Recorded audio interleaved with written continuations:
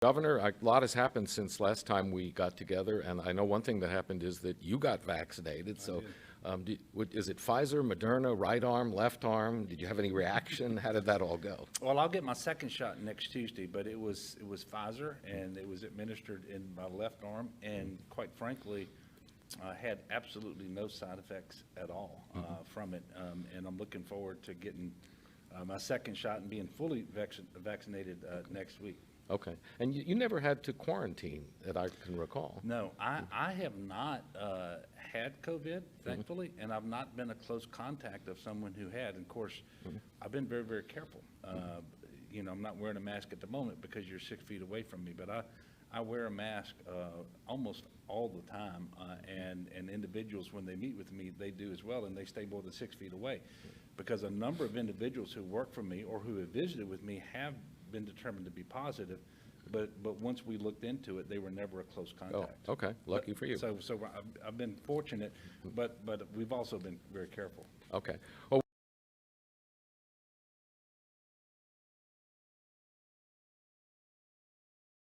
this is from Jonathan from Bossier City. He says, Governor, what guidelines and statistics is your office currently using to justify staying in phase 2? Are we still in phase 2? But we are still in phase 2, but your own criteria doesn't support that. When will we quit moving the goalposts?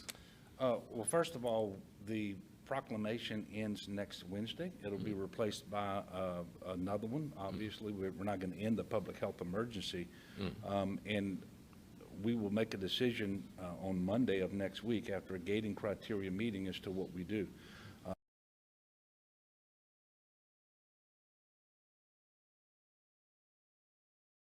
One of the challenges we're having in Louisiana is with Mardi Gras and the winter weather, testing has fallen off considerably, and so our visibility into exactly what's happening isn't quite what it was. But I anticipate, based on the data that I understand to be accurate as of the moment, that we will be making some changes with the proclamation that will be effective next Wednesday. I'm not going to make that announcement today. But I will tell you, we've not moved goalposts.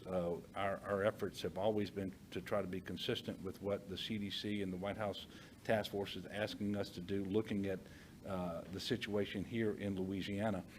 And I will tell you, the last proclamation that expired did so just before Mardi Gras.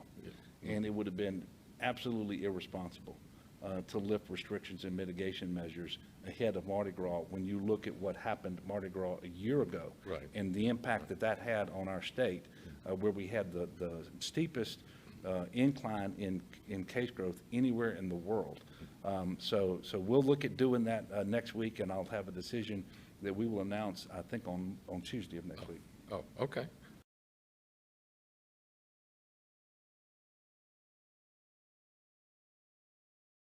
What does the end of this look like to you? You know, and when is the end of this occur? I'm not sure that there's going to be an end to COVID, just like every year you get a flu shot. Yeah. It is possible that for some period of time, and I don't know, I haven't, I don't know that the experts, the scientists and the epidemiologists have made a conclusion about this, but it's entirely possible, Peter, that you and I, for the rest of our lives, we're going to be getting an annual booster for COVID, just like people are supposed to get a flu shot. Yeah.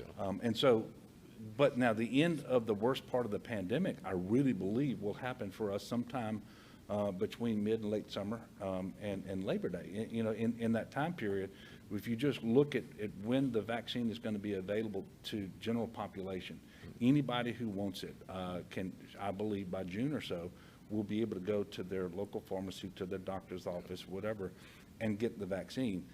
And assuming that we have enough uptake, I genuinely believe that the worst of this is behind us by the time school takes in for the next school year in August. And I can't wait. I'm really ready to put this pandemic behind us, just like everybody else is. Yeah. So it's plausible that over the summer we will no longer be in phase anything, and there will be no public health emergency declarations, which I guess you keep having to issue them because they're only allowed to live for 4 weeks or something. And of course, the federal government has had a public health emergency in place since last March as well. I think every state has. There's still a lot of work that you have to do, and if you don't have a declared emergency, then you can't fully participate in all of the programs and the funding from the federal government and use the National Guard to do, I've got 1,000 National Guardsmen working COVID response today. And there's still an awful lot of work going on. And we're looking forward, but I can tell you, we still have a few months where we have a lot of work to do. Yeah. Okay.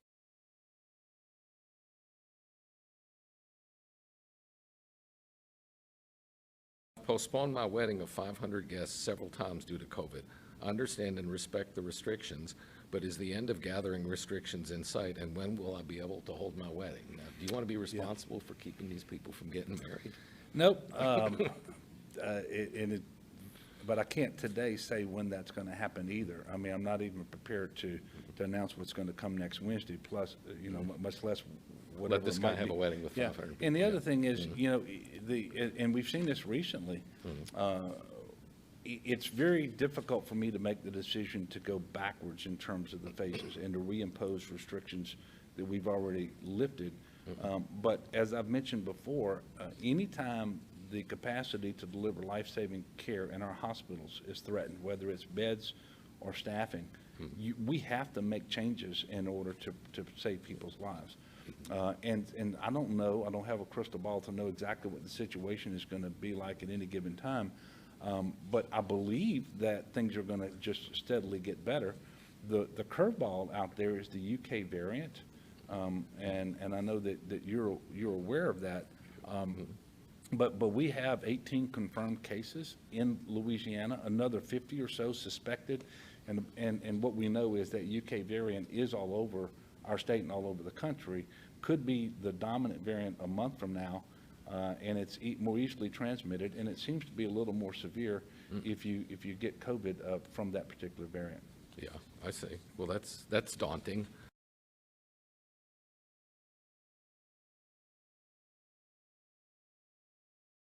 This comes from Joe of Baton Rouge. He says, why don't you try to enforce your mandates? If you won't, then please do us a favor and remove them immediately. Well, first of all, we do enforce. The vast majority of our visits are compliance visits where we go out and just, whether we're doing a check, a courtesy check, and advising them of what the current restrictions are. And if we find violations, we will talk to the business owners and the managers of those businesses. And almost always they come back into compliance. And as you can imagine, the typical violation would be employees and potentially customers not wearing a mask, or more often than not, having a mask, but just not having it up around their nose and mouth. But we have taken businesses that are persistent in their failure to have the proper mitigation in place or restrictions, or those who just refuse, and they have suffered consequences in terms of losing their licenses and that sort of thing. But it's really important, and I've said this from the very beginning, Peter, when you have 4.6 million people and tens of thousands of businesses in all these different venues, you really aren't going to enforce your way through that. Not every violation, I mean, it's just not possible. And so you try to do the best you can to educate people on the seriousness of the situation, to try to get them to understand that it is in their best interest as a business person to have a business where people feel safe going into, and have the general public to understand how important it is to be a good neighbor, wear their mask, prevent spread from other people, but also to derive the benefit that you can get for yourself by wearing a mask. And so we're going to continue to do that. And every time that we have increased our restrictions and we have actually been able to reduce transmission and get control over a surge, and we've had to do that 3 times now. Yeah.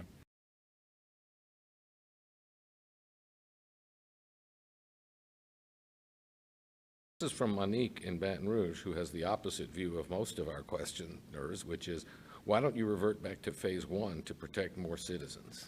Yeah, well, I get that more often than you might think, Really? by the way. Okay. It's reasonable people can always disagree. Are you going too fast and too far? Are you going too slow and not far enough?